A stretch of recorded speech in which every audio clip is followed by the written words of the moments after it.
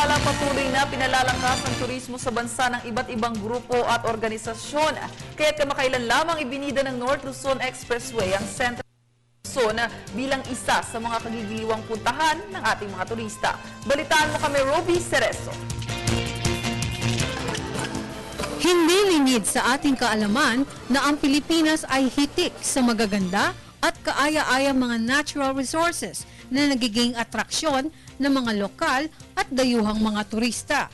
Saan mang dako ng Pilipinas, walang tulak kabigin ang mga magagandang tanawin na lalong nagpapalakas sa turismo ng bansa.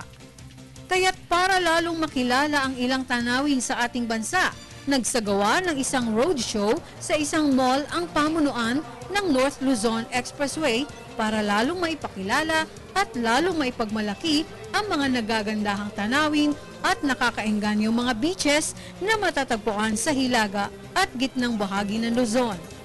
This is an event that helps our public discover the places to go in North and Central Luzon. Ako mismo, marami rin nadidiscover. In fact, ang popular places natin sa Norte, Baguio, Subic, Manawag, and 100 Islands. But these events, we can discover other places that we haven't been to before. Ipinagmamalaki ng North Luzon Expressway ang kasadang ito na magdadala sa maraming mga bisita sa Norte. Bukod sa maluwag, maayos at magandang serbisyo ng mga tauhan ng NLEX, hindi pa kamahalan ng toll fees sa destinasyong hindi pagsisisihan ang pagpunta. Ang gusto po namin ay ma-promote ng gusto ang Regions 1, 2, 3 at saka CAR. No? Hindi lamang po dito sa Metro Manila pero dun sa mga ibang lugar pa.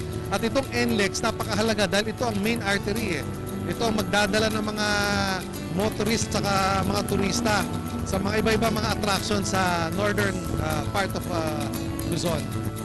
At ngayong na-lift pa ang ban ng ating mga Philippine carriers sa mga bansa sa Europa, lalong lumaki ang pag-asa ng Department of Tourism na maiangat pa ang pagdagsa ng mga dayuhang turista sa ating bansa. Ang Europe po, napakahalagang market ito dahil high yield, very lucrative. So kapag nag-umpisa na ang mga flights from different parts of Europe, papunta ng Pilipinas, dadami pa ang bilang ng ating mga turista dito.